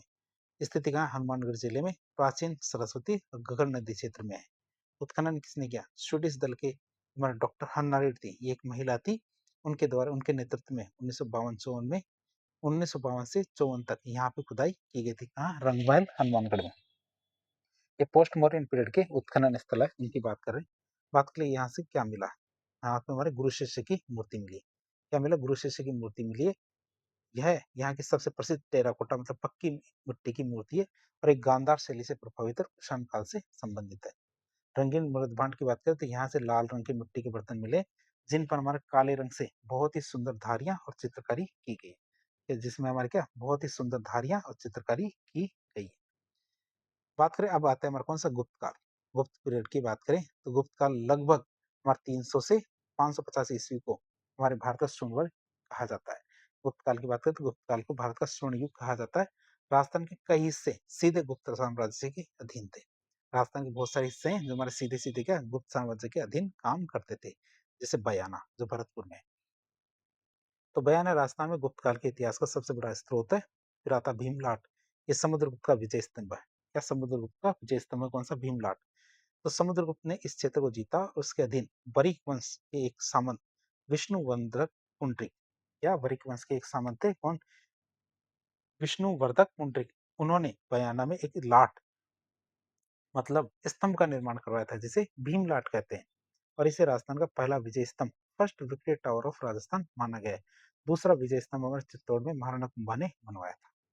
नगला सेल की बात करें तो हमारे यहाँ पे गुप्त सिक्कों का ढेर मिला। नगला सेल भरतपुर की बात करें तो यहाँ से हमारे क्या गुप्त सिक्कों का ढेर मिला है, गुप्त काल के सिक्कों का। तो बयाने के पास नगलाचल नामक गांव से गुप्त राजाओं के सोने के सिक्कों का एक बहुत बड़ा भंडार मिला है, जिसमें सबसे ज्यादा सिक्के हमारे चंद्रगुप्त क्रमगुप्त के हैं। फिर उषा मंदिर के इतिहास की बात करें जो भरतपुर के, तो मूल निर्माण की बात करें तो बयाना में भगवान श्री कृष्ण के पोते अनिरुद्ध की पत्नी उषा, उनके नाम पे एक मंदिर गुर्जर प्रतिहार के राजा लक्ष्मण सेन की रानी चित्रलेखा ने बनवाया था। मस्जिद की बात करें तो मध्यकाल में मुस्लिम या तुर्क आक्रमणकारियों ने, जिसमें खासकर हमारे कौन कुतुबुद्दीन ऐबक और इल्तुतमिश के समय इसे तोड़ करके उषा मस्जिद बनवा दिया गया। चित्रलेखा ने हमारे उषा मंदिर का निर्माण करा और हमारे जो कुतुबुद्दीन ऐबक और इल्तुतमिश के समय इसे तोड़ के उषा मस्जिद बना दिया गया। पुनर्निर्माण की बात करें, बाद में जब हमारे भारत में जाट वंश आता है, खासकर हमारे महाराजा सूरजमल के वंशज, उनका राजा है, तो उन्होंने फिर से इस मस्जिद को तोड़ा और वहां पे दोबारा से उषा मंदिर बना दिया गया। मध्यकाल और मुगल काल की बात करें तो इसमें बयाना पूरे भारत में अपनी उच्च कोटि की नील की खेती के लिए जाना जाता था। कब? मुगल काल या मध्यकाल। फिर आता बड़वा अभिलेख, जो कहाँ है? बारा। ये कहाँ मिला है? हमारे बारा जिले में। जानकारी की बात करें तो बड़वा से 4 स्तंभ मिले हैं। क्या? बड़वा से 4 स्तंभ मिले जिसमें हमारे 3 प्रलेख खुदे हैं तीसरे दशक के। और इन अभिलेखों की बात करें तो इन अभिलेखों से मोखरी वंश के शासक विशेषकर हमारे बल के बेटे, उनके द्वारा किए गए त्रिरात्र यज्ञ उसकी जानकारी मिलती है। और राजस्थान के मोखरी वंश की उपस्थिति का सबसे बड़ा प्रमाण क्या है? हमारे बड़वा अभिलेख है। फिर बात करें हमारे बारडोली चित्तौड़गढ़ की। बारडोली चित्तौड़गढ़ की बात करें तो इससे हमें पता चलता है हूणों के प्रभाव के बारे में। गुप्त साम्राज्य के पतन का एक बड़ा कारण हूण थे, इन हूणों का किया गया आक्रमण था। इसकी जानकारी हमें मिलती है बारडोली से। शिव मंदिर की बात करें तो बारडोली चित्तौड़गढ़ में एक प्राचीन और सुंदर शिव मंदिर है, जिसे घाटेश्वर महादेव मंदिर कहा जाता है। और ऐसा माना जाता है कि इसका निर्माण और या फिर जीर्णोद्धार क्रूरहूण राजा मिहिर कुल ने करवाया था, जो शिव का बहुत बड़ा भक्त था। फिर चारसुमा शिवालय की बात करें कोटा के, तो है कहाँ ये? कोटा जिले का चारसुमा गांव में। विशेषता की बात करें तो बहुत ही सुंदर गुप्तकालीन शिव मंदिर है, जिसे चतुर्मुख शिवलिंग भी कहते हैं। और ये मंदिर गुप्तकालीन वास्तुकला का एक शानदार उदाहरण माना जाता है। फिर बात करें गुप्तोत्तर काल की, तो पोस्ट गुप्ता पीरियड की बात करें तो गुप्त साम्राज्य के पतन लगभग 550 ईस्वी के बाद से लेकर दिल्ली सल्तनत की स्थापना मतलब 1206 ईस्वी तक के समय को गुप्तोत्तर काल कहते हैं। अन्य नाम की बात करें तो इसे पूर्व मध्यकाल प्री मिडिवल एरा, राजपूत काल, क्यों? क्योंकि इसी समय हमारे राजपूत राजवंशों का उदय हुआ था और कन्नौज के अधिकार के लिए हुए युद्धों के कारण त्रिपक्षीय संघर्ष का काल भी कहते हैं। किसको? गुप्तोत्तर काल को। इतने सारे नामों से जाना जाता है। फिर भीनमाल की बात करें जो जालोर में है, तो ये था हमारे शिक्षा और संस्कृति का महान केंद्र। तो गुप्तोत्तर काल में भीनमाल राजस्थान का सबसे बड़ा सांस्कृतिक और बौद्धिक केंद्र था। राजनीतिक स्थिति की बात करें तो प्रतिहारों के उदय से पहले भीनमाल पर चावड़ा राजपूतों का शासन था। बाद में प्रतिहार शासक नागवट प्रथम ने इस पर अधिकार करके इसे अपनी राजधानी बनाई थी। किसे? हमारे नागवट प्रथम ने। उत्खनन की बात करें तो यहाँ का उत्खनन रतन चंद्र अग्रवाल ने किया था। किसने? रतन चंद्र अग्रवाल ने यहाँ का उत्खनन किया था। किसका? भीनमाल का। फिर बात करें विदेशी संपर्क के साक्ष्य, खुदाई से यहाँ पे यूनानी दुहत्ती सुराही और रोमन एम्फोरा मतलब शराब पीने का विशेष पात्र वो यहाँ से मिला है, जो ये सिद्ध करता है कि भीनमाल का रोम और यूनान के साथ सीधा सीधा व्यापारिक संबंध था। किसका? भीनमाल का। बात करें भीनमाल के बौद्धिक और साहित्यिक महत्व की, तो भीनमाल भारत के प्राचीन शिक्षा केंद्रों में से एक था, जो दो महान विद्वानों ने जन्म लिया था। जहाँ पे हमारे दो महान विद्वानों ने जन्म लिया था, जिन्हें चावड़ा राजाओं ने संरक्षण दिया था, जिनमें एक थे हमारे कौन? महाकवि माघ, पोइट मार्क। तो संस्कृत साहित्य के महान कवि थे और इन्होंने शिशुपाल वध नामक एक प्रसिद्ध महाकाव्य लिखा था और इन्हें राजस्थान का कालिदास भी कहा जाता है। किसे? महाकवि मार्क। एक थे हमारे ब्रह्मगुप्त। ब्रह्मगुप्त की बात करें तो महान गणितज्ञ थे, खगोल शास्त्री थे और इन्होंने गुरुत्वाकर्षण का सिद्धांत मतलब न्यूटन के से सदियों से पहले ही दे दिया था, इसलिए इन्हें भारत का न्यूटन भी कहा जाता है। किसे? ब्रह्मगुप्त को। फिर हमारे जो प्रसिद्ध चीनी यात्री थे हेनसांग, उन्होंने भी हमारे भीनमाल की यात्रा की थी। तो हेनसांग ने 641 ईस्वी के आसपास भीनमाल की यात्रा की थी और उसने अपनी पुस्तक सियुकी में गुर्जर देश में गुजरात की राजधानी भीनमाल को पीलोमोलो कहा था। क्या भीनमाल को क्या कहा था? पीलोमोलो कहा था। और ये क्या? गुर्जर देश की राजधानी थी। बात करें बसंतगढ़ अभिलेख की, जो 625 ईस्वी का बसंतगढ़ अभिलेख की है कहाँ है? सिरोही सिरोही जिले के बसंतगढ़ में श्यामकरी मतलब खिमल माता के मंदिर में है। ये हमारे कौन सा? बसंतगढ़ अभिलेख। बात करें इस अभिलेख के महत्व की, तो ये हमारे 625 ईस्वी की जो विक्रम संवत 682 है इसका अभिलेख है और ये हमारे चावड़ा शासक वर्मलात के समय का है। किसके? चावड़ा शासक वर्मलात के समय का है, जिसमें बताया गया है कि रज्जिल आबू क्षेत्र का सामंत था। कौन? रज्जिल क्या था? आबू क्षेत्र का सामंत था और इससे राजस्थान में सामंत व्यवस्था के शुरुआती प्रमाण मिलते हैं। फिर राजस्थान शब्द के पहले प्रयोग की, तो इस अभिलेख में राजस्थानी दित्य के राजस्थानी या दित्य शब्द का प्रयोग किया गया है। हालांकि यहाँ पर किसी भौगोलिक राज्य मतलब स्टेट का नाम नहीं है, फिर भी क्या राजा के जो प्रतिनिधि है या फिर राजस्थानी दित्य जो एक प्रशासनिक पद है उसके लिए शब्द प्रयोग किया गया है। क्यों? क्योंकि ये क्या हमारे क्या कोई भौगोलिक राज्य स्टेट का नाम नहीं था राजस्थानी दित्य। तो ये नाम क्या है? शुरुआती नाम है ये राजस्थान का। फिर भौगोलिक प्रदेश की बात करें तो भौगोलिक प्रदेश के रूप में राजस्थान शब्द का पहली बार प्रयोग 1829 में कर्नल जेम्स टोड की पुस्तक annals and antiquities of Rajasthan में किया गया था। अब हम देखेंगे राजस्थान के प्रमुख पुरातात्विक स्थलों के बारे में। आर्कियोलॉजिकल साइट्स की बात करें तो विभिन्न कालखंडों से जुड़ी हुई कुछ अन्य महत्वपूर्ण पुरातात्विक स्थल है। कौन कौन से? जैसे गणेश्वर है सीकर का, जिसे हम ताम्र युगीन सभ्यताओं की जननी कहते हैं। है कहाँ? कांतली नदी के उद्गम पर। किसने किया था उत्खनन? रतन चंद्र अग्रवाल ने 1977 में। बात करें इसके महत्व की, तो ये भारत की सबसे प्राचीन ताम्रयुगीन सभ्यताओं में से एक है, लगभग 2800 ईसा पूर्व की, और यहाँ 99% तक शुद्ध तांबे के उपकरण मिले। हड़प्पा से संबंध की बात करें तो गणेश्वर के लोग ही सिंधु घाटी सभ्यता मतलब हड़प्पा और मोहनजोदड़ो के लोगों को तांबा मतलब कॉपर निर्यात करते थे। विशेष सबूतों की बात करें तो बाढ़ से बचने के लिए यहाँ पे पत्थर के बांध मतलब कंक्रीट और स्टोन डैम बनाए जाने के साक्ष्य मिले हैं। किससे? बाढ़ से बचने के लिए। दूसरी सभ्यता आती है मेरे कौन से? सुनारी सभ्यता, जो कहाँ है? झुंझुनू में। कौन सी नदी के किनारे? कांतली नदी के किनारे। महत्व की बात करें तो यह हमारे लोह युगीन मतलब वैदिक कालीन सभ्यता है। सबूत की बात करें तो भारत में लोहा गलाने की सबसे प्राचीन भट्टियां सोनारी से ही मिली है और यहाँ पर घोड़े से खींचे जाने वाले रथ और चावल के सबूत मिले सोनारी झुंझुनू। फिर आती बरोर सभ्यता, ये हमारे कहाँ है? श्रीगंगानगर में। नदी की बात करें तो प्राचीन सरस्वती नदी या घग्गर नदी के किनारे है हमारी बरोर सभ्यता। साक्ष्य की बात करें तो कालीमंगा की तरह ही प्राक हड़प्पा और विकसित हड़प्पा का स्थल है। कौन सा? बरोर। यहाँ से क्या मिले हमें? लेपिस लेजुली मतलब लाजवंत मनके। तो यहाँ से हमारा 8000 लाजवंत मनके मिले, जो व्यापारिक समृद्धि को दिखाते हैं। इस सेलखड़ी की मोहरों की बात करें तो ये बटन के आकार की सेलखड़ी की मोहरें मिली है, मतलब मुलायम पत्थर स्टेटाइट, जैसे हिंदी में सेलखड़ी कहते हैं, तो बटन के आकार की सेलखड़ी की मोहरें मिली है। ये थी हमारी बरोड़ सभ्यता, कहाँ की? श्रीगंगानगर की। फिर आती जोधपुरा सभ्यता, ये कहाँ की? जयपुर की। इसका नाम जोधपुरा जरूर है लेकिन ये जोधपुर से इसका कोई संबंध नहीं है, बल्कि ये कहाँ? जयपुर में है। वो भी कहाँ पे? कोटपुतली बहरोड जिले में। किस नदी के किनारे? साबी नदी के किनारे में जोधपुरा सभ्यता। सबूत की बात करें तो यहाँ से तांबे और विशेष रूप से हमारे लोहे के अस्त्र शस्त्र बड़ी मात्रा में देखने को मिले हैं। अगली सभ्यता आती है मेरे कौन सी? इसवाल सभ्यता। ये हमारे कहाँ है? उदयपुर में। ये इसका महत्व की बात करें तो ये प्राचीन काल की एक औद्योगिक नगरी थी। कौन-सी? इस्वाल। साक्ष्य की बात करते हैं, यहाँ से भारी मात्रा में लोहा गलाने के प्रमाण मिले हैं। किसके? लोहा गलाने के प्रमाण मिले हैं। किसमें? इस्वाल सभ्यता उदयपुर में। फिर कुराड़ा सभ्यता की बात करें, ये हमारे क्या? नागौर में। और इसे औजारों की नगरी कहा जाता है। कुराड़ा सभ्यता को क्या? औजारों की नगरी कहा जाता है। और यहाँ से 1934 में तांबे के प्रचुर उपकरण और विशेष रूप से देखें तो खेती के औजार देखने को मिले हैं। फिर बात करें राजस्थान के प्राचीन शैल चित्रों की बात करें, क्या? रॉक पेंटिंग की बात करें तो आदि मानव के द्वारा गुफाओं और चट्टानों पर उकेरे गए चित्रों को शैल चित्र या रॉक आर्ट कहा जाता है। राजस्थान में ऐसे कौन कौन से क्षेत्र है जहां से हमें रॉक आर्ट देखने को मिलती है? अलवर की बात करें तो डडीकर और हरसोरा में। सीकर की बात करें तो सोहनपुरा, बारा में कन्यादय, कोटार बूंदी की बात करते हैं चंबल और उसकी सहायक नदियों की घाटियों में शैल चित्र देखने को मिलते हैं। फिर गड़दड़ा बूंदी की बात करें तो यहाँ छाजा नदी के किनारे शैल चित्र देखने को मिलते हैं, खासकर बर्ड राइडर रॉक पेंटिंग या बर्ड राइडर रॉक पेंटिंग यहाँ देखने को मिलती है। फिर आलनी या कोटा की बात करें तो यहाँ से बहुत ही सुंदर शैल चित्र देखने को मिलते हैं, जिनकी खोज हमारे डॉक्टर जगत नारायण ने की थी। तो इस प्रकार आज एक लेक्चर के जरिए हमने प्राचीन भारत के इतिहास की सभी सभ्यताओं के बारे में काफी डिटेल से जानने की कोशिश की। तो इस प्रकार के इन्फॉर्मेटिव वीडियो देखने के लिए हमारे चैनल से जुड़े।